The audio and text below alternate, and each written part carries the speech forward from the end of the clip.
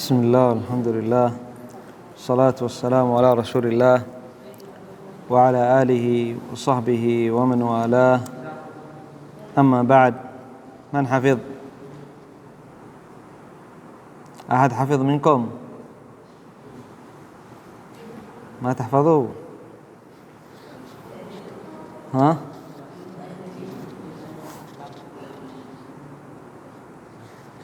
كسالى. كنا حتى كل شيء كل يوم قليل.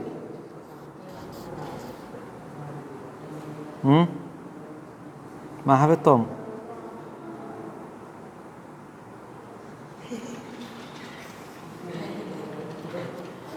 قليل. اقرأ.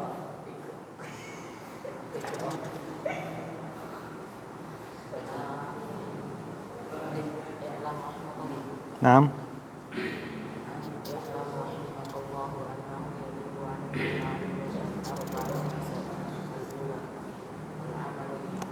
الأولى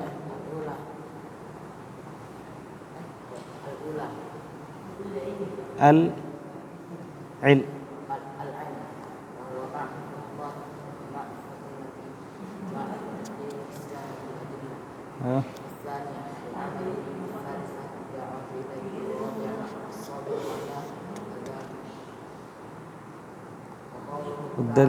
والدليل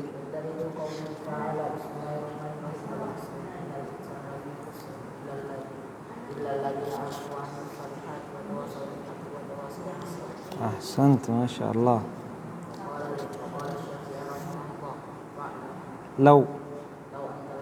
لو ما أنزل الله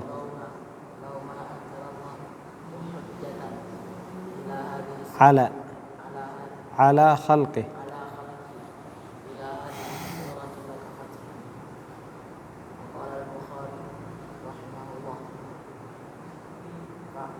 باب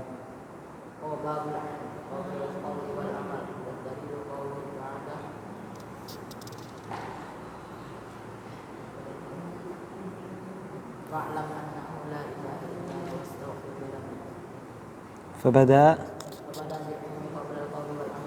أحسنت، ما شاء الله، ما شاء الله. طيب، تكونوا مثله. تمام، تحفظوا إن شاء الله. غدا بعد غد إن شاء الله. تمام. طيب، قال الشارح رحمه الله، قال أمر عباده، لم نقرأ هذه الفقرة.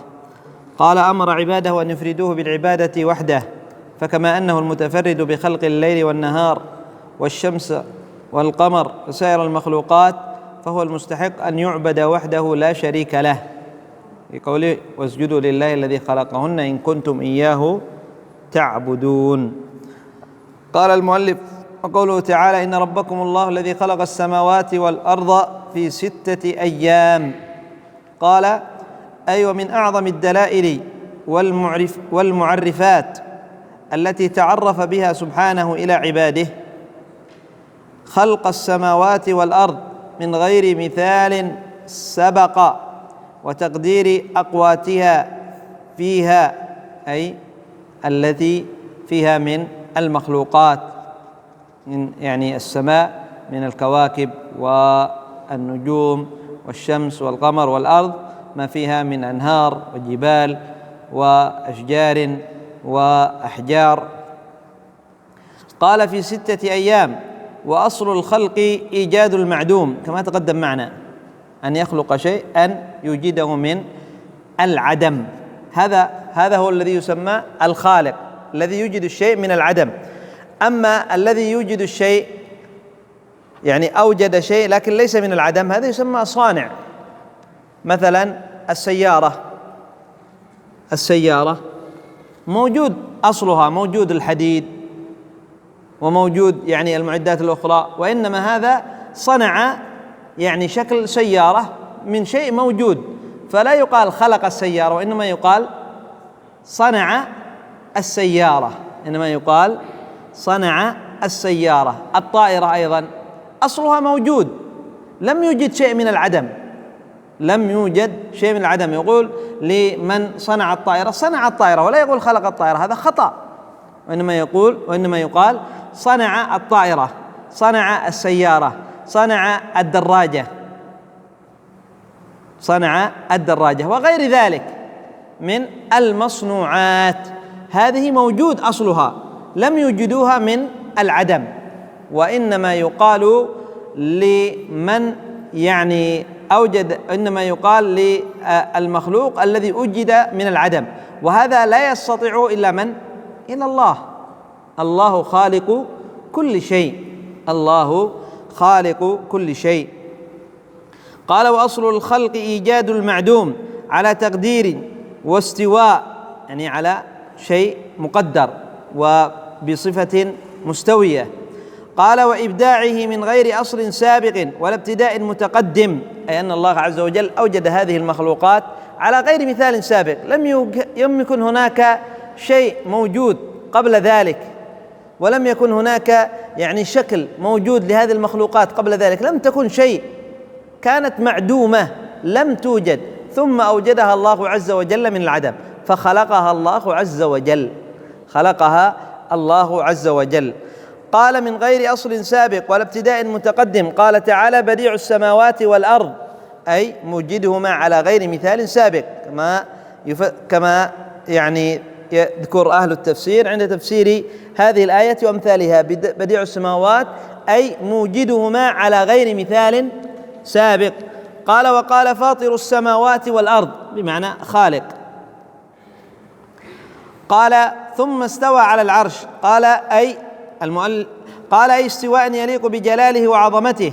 قال مالك: الاستواء معلوم، والكيف مجهول، والإيمان به واجب، والسؤال عنه بدعة، أي السؤال عن كيفية الاستواء، وعن كل صفة لله عز وجل. سؤال عن كيفيتها بدعة. مثلا اليد، يد الله، نثبت لله عز وجل بأن له يدين، لكن كيف اليدين؟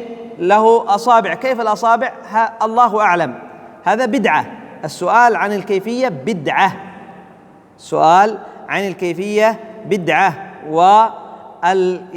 هذا الصفة معلومة لنا، لكن كيفيتها الله أعلم. الكيف مجهول، والإيمان به واجب بكل صفة. يقال هذا الجواب في كل صفة، رد على كل من سأل عن صفة من صفات الله عز وجل. يقال كيف وجه الله؟ وجه الله الوجه معلوم، والكيف مجهول، والإيمان به واجب. الوجه ثابت لله عز وجل، كل شيء هالك إلا وجهه، تبارك اسم ربك كل شيء هالك إلا وجهه، فالله عز وجل أثبت له وجه. قال: وبهذا قال السلف، أي بهذا الجواب. قال: وأدلة علوه على خلقه واستوائه على عرشه. أما أدلة العلو فهي تزيد على 1000 أو 2000 دليل، كما ذكر ذلك ابن القيم رحمه الله تعالى وغيره من العلماء. وأما أدلة الاستواء فمثل هذه الآية: ثم استوى على العرش، في 6 مواضع، والموضع السابع في سورة طه: الرحمن على العرش استوى. فصفة الاستواء ثابتة لله عز وجل، استواء يليق بجلاله. قال: وأدلة علوه على خلقه واستوائه على عرشه أكثر من أن تحصر، وأجمع المسلمون على ذلك، على علو الله على خلقه واستوائه على عرشه، ولم ينكر ذلك إلا المبتدعة والمخالفون والمنحرفون والملحدون. قال: يغشي الليل النهار يطلبه حثيثا. لا، قال: أن يأتي بالليل فيغطي به النهار ويلبسه إياه حتى يذهب بنور النهار، تقدم معنا. قال: ويغشي النهار بالليل، أي يطلبه حثيثا، طلبا سريعا لا يفصل بينهما شيء، ولا يدرك أحدهما الآخر. لا يفصل بين الليل والنهار شيء، يكون هناك بين الليل والنهار مثلا فاصل، وإنما الليل يأتي بعد النهار، ثم يأتي النهار بعد الليل. قال: والشمس والقمر والنجوم مسخرات بأمره، أي مذللات جارية في مجاريها بأمر الله، لا تتقدم ولا تتأخر. وإذا تأملت هذا العالم وجدته على أحسن نظام وأتمه، وأدله على وجود خالقه جل وعلا ووحدانيته وقدرته وكمال علمه وحكمته. قال: ألا له الخلق والأمر. قال: فهو المتفرد بالخلق كما أنه المتفرد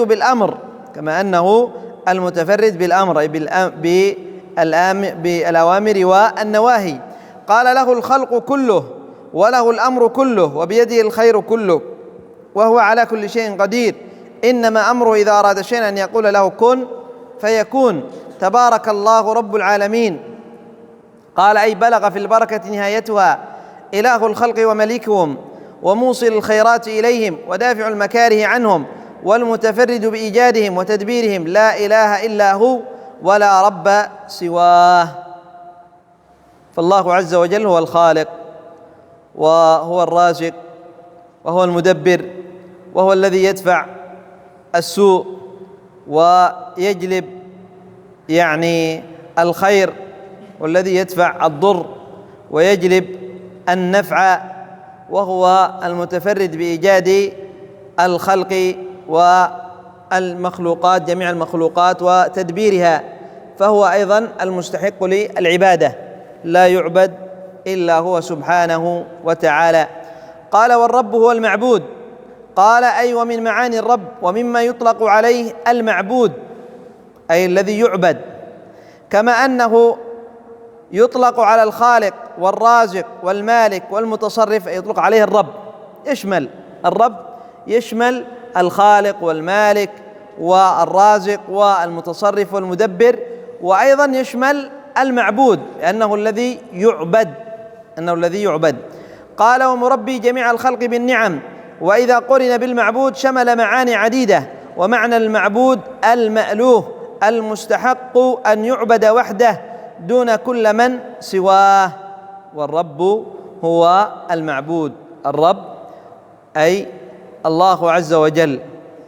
الرب أي الله عز وجل هو المعبود، أي المستحق للعبادة. لا يجوز أن يصرف نوع من أنواع العبادة لغير الله. قال: والدليل قوله تعالى، أي على أن الرب هو المعبود: يا أيها الناس اعبدوا ربكم. قال: هذا خطاب لجميع الخلق، وهو أول أمر يمر بك في المصحف الكريم. أول أمر في المصحف في كتاب الله عز وجل هذا الأمر، في سورة البقرة: يا أيها الناس اعبدوا ربكم. بعدما ذكر حال المنافقين، أمر الله عز وجل بعبادته وإفراده بالعبادة. هو أول أمر يمر بك في المصحف الكريم، كما أن أول فعل يمر بك إياك نعبد وإياك نستعين. وتقديم المعمول هنا يفيد الحصر، أي الأصل في تقدير الكلام: نعبد إياك. نعبد فعل وإياك مفعول، لكن قدم المعمول وهو المفعول لأن الفعل يعمل في المفعول. نعبد فعل وفاعل، وإياك مفعول، فقدم المفعول ليفيد الحصر، أي لا نعبد إلا إياك، لا نعبد إلا الله، ولا نستعين إلا بالله. قال: وتقديم المعمول هنا يفيد الحصر، أي لا نعبد سواك، كما أن أول شيء دعت إليه الرسل من أولهم إلى آخرهم أن اعبدوا الله ما لكم من إله غيره. عبادة الله وحده، الدعوة إلى التوحيد والتحذير من الشرك. ولقد بعثنا في كل أمة رسولا أن اعبدوا الله واجتنبوا الطاغوت وما أرسلنا من قبلك من رسول إلا نوحي إليه أنه لا إله إلا أنا فاعبدون. وأول ما تدعو إليه الرسل إلى توحيد الله. قال: أن اعبدوا الله ما لكم من إله غيره. ومعنى اعبدوا ربكم، ومعنى قول الرسل اعبدوا الله ما لكم من إله غيره، ومعنى إياك نعبد وإياك نستعين هو ما فسره ابن عباس بقوله: كل موضع في القرآن اعبدوا الله فمعناه وحدوا الله. وقال: عبادة الله توحيد الله، اعبدوه وحده دون كل من سواه، أي آية في القرآن فيها اعبدوا الله معناه وحدوا الله، أفردوه بالعبادة دون كل من سواه. فقول الرسل أن اعبدوا الله ما لكم من إله غيره، وقوله تعالى يا أيها الناس اعبدوا ربكم، وقوله تعالى إياك نعبد، كل هذه بمعنى واحد، بمعنى وحدوا الله. وهذا يدلنا على عظيم التوحيد وعلى عظيم شأنه، وأن الله عز وجل قد أكثر من الأدلة في كتابه بالأمر بالتوحيد، فهو أعظم مأمور، هو أعظم ما أمر به التوحيد، أعظم مأمور به هو التوحيد، أن يوحد العباد ربهم سبحانه وتعالى. قال وهذا يفيدك عظم شأن التوحيد، وأنه أوجب الواجبات، وأنه أول فرض على المكلف علما أي أن يتعلمه، وعملا أي أن يعمل به. قال وهو مدلول أي ما تدل عليه شهادة أن لا إله إلا الله. قال التي أوجب الواجبات، العلم بمعناها بمعنى الشهادة لا إله إلا الله، والعمل بما دلت عليه. وبماذا تدل؟ على إفراد الله بالعبادة والابتعاد عن الشرك. قال من إفراد الله بالعبادة والبراءة من الشرك وأهله، وصدور العبادة من غير توحيد لا يسمى عبادة وليس بعبادة، وإذا صدرت ممن أشرك فيها مع الله غيره فهي بمنزلة الجسد الذي لا روح فيه، وإذا عبد الله تارة وأشرك معه تارة فليس بعابد لله على الحقيقة، كما سمى الله عز وجل المشركين مشركين، وهم يعبدون الله ويخلصون له العبادة في الشدائد وعند ركوب البحار وتلاطم الأمواج، يهربون ويفزعون ويلجؤون إلى الله تعالى وحده، حتى إذا كنتم في الفلك وجرين بهم بريح طيبة وفرحوا بها جاءتها ريح عاصف وجاءهم الموج من كل مكان وظنوا أنهم أحيط بهم دعوا الله مخلصين له الدين، دعوا الله مخلصين له الدين. فعند الشدائد المشركون يدعون الله عز وجل ويخلصون له في العبادة، ولكن هل ينفعهم ذلك؟ لا. وإذا مسكم ضر في البحر ضل من تدعون إلا إياه، ينسوا جميع الآلهة التي يدعونها من دون الله ويذكرون من؟ الله عز وجل. وإذا مسكم ضر في البحر ضل من تدعون إلا إياه، فلما نجاكم إلى البر أعرضتم وكان الإنسان كفورا، وكان الإنسان كفورا. هذا حال المشركين، يعبدون الله في وقت الشدائد، وفي وقت الرخاء يعبدون معه غيره، فهل ينفعهم ذلك؟ وهل يسموا عباد لله؟ وهل يسموا موحدين؟ لا، سماهم الله عز وجل مشركين. فمن عبد الله تارة وعبد غير الله مع الله تارة أخرى فهذا مشرك، ولا تنفعه عبادة الله عز وجل، ولا تنفعه. ومن أشرك مع الله عز وجل غيره في العبادة، عبد الله ومعه غيره في عبادة واحدة، فهذا أيضا عبادته لا تسمى عبادة، باطلة ومردودة عليه، وهو مشرك والعياذ بالله. قال ويعرفون أن تلك الآلهة الآلهة ليست شيئا في الحقيقة. نعم، وإذا مسكم الضر في البحر ضل، نسوا جميع الآلهة من تدعون إلا إياه إلا الله عز وجل. قال وأنها لا تنفعهم عند الكروب، ومع ذلك كله سماهم الله عز وجل مشركين، بل نفى عنهم تلك العبادة بالكلية في غير موضع من كتابه، ولم يرد في العبادة إلا إفراده تعالى بجميع أنواعها. فمن أطاعه في جميع ما أمر به في جميع ما أمر به منها فقد وحده، وإلا فلا، أي لم يوحد الله عز وجل. وكونه تعالى ربنا يفيد ويقتضي أن نعبده وحده، وألا نجعل له شريكا في ربوبيته ولا في ألوهيته وعبادته. قال الذي خلقكم والذين من قبلكم لعلكم تتقون، أي الذي أوجدكم ومن قبلكم من العدم، فلا تجعلوا المخلوق شريكا للخالق في عبادته، فهو سبحانه أغنى الشركاء عن الشرك، بل وحدوه سبحانه لعلكم تنجون من عقابه وأليم عذابه.